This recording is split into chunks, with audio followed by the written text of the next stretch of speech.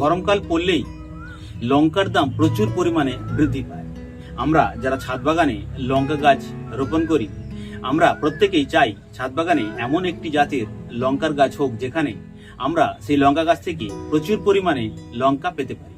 এমনকি সেই লঙ্কা গাছটি যেন খুবই কম সময়ের মধ্যে আমাদের লঙ্কা দিতে সক্ষম হয়ে ওঠে। তো আজকে আমি কথা বলবো আজকের এই যে লঙ্কা গাছটি দেখতে পাচ্ছেন, এটি কিন্তু লঙ্কার সেই হাইব্রিড জাতের, উন্নত মানের হাইব্রিড জাতের থেকে বড় সাইজ যেটা, সেই লঙ্কাটি। এটি কি বুলেট লঙ্কা আমরা লক্ষ্য করি গোল হয় এবং কিছুটা লম্বাটে হয়, পুরোপুরি গোল এমনটা কিন্তু হয় না। তো এখানে এই যে লঙ্কা গাছটির কথা আমি বলছি, এই লঙ্কা গাছটি কিন্তু বুলেট লঙ্কারই একটা জাত, যেটা সাইজে বুলেট লঙ্কার থেকে অনেক বড় হবে এবং আকারেও বুলেট লঙ্কার থেকে অনেক বড় হবে। বাজারে এই লঙ্কার জাতটি এখন কিন্তু প্রচুর পরিমাণে চাষাবাদ হয়েছে।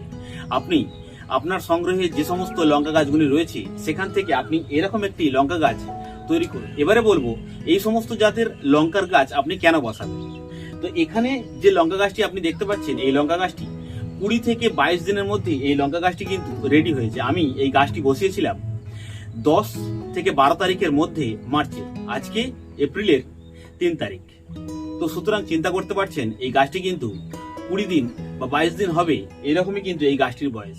এই লঙ্কা গাছটি আমি এই নিয়ে টোটাল 3 বার এই গাছে আমার এই ছাদ বাগানে বসালাম।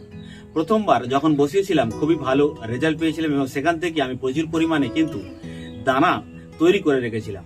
তো দ্বিতীয়বার আমি কিন্তু যখন এই লঙ্কা গাছটি ফের বসাই, সেখানে কিন্তু আমি ফেলিওর হয়ে গিয়েছিলাম। তো আমার সেই যে সমস্যাটা হয়েছিল সেখানে, সেই সময় আজকে আমি আপনাদের বলবো। কেননা লঙ্কা গাছ রোপণ করার পর থেকে আপনি যদি ঠিকঠাক পরিচালনা না করতে পারেন, তাহলে কিন্তু লঙ্কা গাছটি কখনোই 20-22 দিন বা 30 দিনের মধ্যেও সেই লঙ্কা গাছটি থেকে আপনি লঙ্কা পাবেন না। তো সেই সময় আমার, অর্থাৎ এই গাছটি যখন দ্বিতীয়বার আমি রোপণ করি, দ্বিতীয়বারে কিন্তু এই লঙ্কা গাছটি আমি খুবই ছোট জায়গায় গাছটি বসিয়েছিলাম। তো লঙ্কা গাছটি সেই জায়গা থেকে গাছটি কিন্তু মারা যায়। কেন মারা যায় তার কারণ হলো, লঙ্কা গাছটি যখন খুবই ছোট জায়গায় বসিয়েছিলাম, গাছটি খুবই দ্রুত পরিমাণে বেড়ে উঠেছিল। ঠিক এমনটাই যেখানে আপনি এই গাছটি দেখতে পাচ্ছেন, 20 দিনে মাত্র এত বড় গাছ রেডি হয়ে গিয়েছে। সুতরাং গাছের কিন্তু প্রচুর পরিমাণে সেই সময় জলের প্রয়োজন হয়। আর আমার সেই ছোট গাছের ক্ষেত্রে 2 দিন পর পর টানা জল না দেওয়ায় গাছটি এমন পরিমাণে শুকনো হয়ে যায়, যেখান থেকে গাছটিকে আর বাঁচিয়ে তোলা সম্ভব হয়ে ওঠে না। সুতরাং এই জাতের লঙ্কা গাছ কিন্তু খুবই তাড়াতাড়ি, খুবই দ্রুত বাড়ে। সেখানে আপনাকে কিন্তু মাটির পরিমাণ বাড়াতে হবে। কখনোই খুবই ছোট পাত্রে বসাবেন না, যাতে গাছটি, যদি আপনি জল দিতে না পারেন তাহলে কিন্তু গাছটি কখনোই ফুল ফল দিতে সক্ষম হয়ে উঠবে না। সেক্ষেত্রে দেখা যাবে গাছ অনেক দেরি করে ফলন দেবে।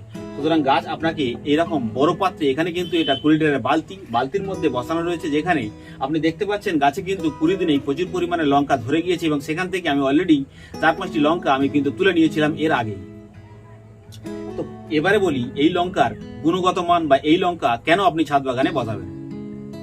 দেখুন, একটি লঙ্কা গাছে যখন প্রচুর পরিমাণে লঙ্কা হবে এবং সেই জায়গা থেকে যদি আপনি লঙ্কা গাছ থেকে লঙ্কা তোলেন, তো অবশ্যই সাইজে যখন বড় হওয়ায়, তো সেক্ষেত্রে আপনি কম লঙ্কাতেই ছাদে বসানো লঙ্কা গাছ থেকে আপনার প্রচুর পরিমাণে বাড়ির চাহিদা কিন্তু মিটবে।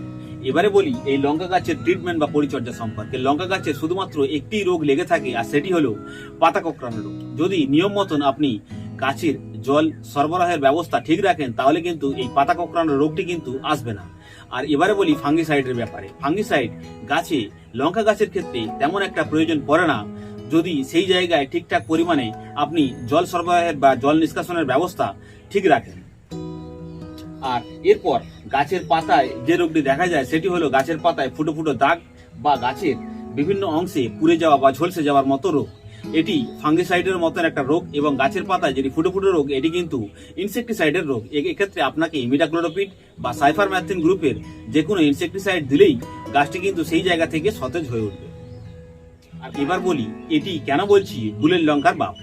এটি কিন্তু বুলেট লঙ্কার থেকে সাইজে অনেক বড় হওয়ায় এই গাছটিতে আপনি অনেকক্ষণ সময় ধরে লঙ্কাটিকে রাখতে পারবেন। একটি সময় যখন এই গাছটিতে প্রচুর পরিমাণে লঙ্কা ধরবে, সেই জায়গা থেকে আপনি যখন গাছটি হারভেস্টিং করবেন, সেখানে কিন্তু প্রচুর পরিমাণে ওয়েট, অর্থাৎ গাছের যে সমস্ত লঙ্কার সাইজ বড় হওয়ায় এটি কিন্তু ওজনে অনেক বড় হবে। এবারে বলি এই জাতের লঙ্কা গাছ যখন দ্রুত বেড়ে ওঠার পর আপনি সেই গাছটিতে কি পরিচর্যা করলে গাছে প্রচুর পরিমাণে লঙ্কা আপনি ধরাতে পারবেন। এর জন্য আপনাকে সুপার সোনাটা, ইমিডাক্লোরোপিড এবং অ্যামিনো অ্যাসিড রয়েছে এরকম গ্রুপের অনুখাদ্য আপনাকে কিন্তু গাছে 10 দিন বা 15 দিন অন্তর অন্তর আপনাকে একবার দুবার প্রয়োগ করতে হবে। সেক্ষেত্রে গাছের প্রচুর পরিমাণে লঙ্কা আপনি লক্ষ্য করতে পারবেন। তো বন্ধুরা, আজকের এই ভিডিওতে পার্টিকুলার আমি যে লঙ্কা জাতের কথা বলছি, এই লঙ্কা জাতটি যদি আপনি একবার রোপণ করেন তো আপনি এই লঙ্কা গাছের প্রতি প্রচুর পরিমাণে কিন্তু ভালোবেসে ফেলবেন। যে জায়গা থেকে এই লঙ্কা গাছটি আপনি বারবার চাইবেন এই লঙ্কা জাতটিকে আপনি বারবার ছাদ বাগানে রোপণ করতে।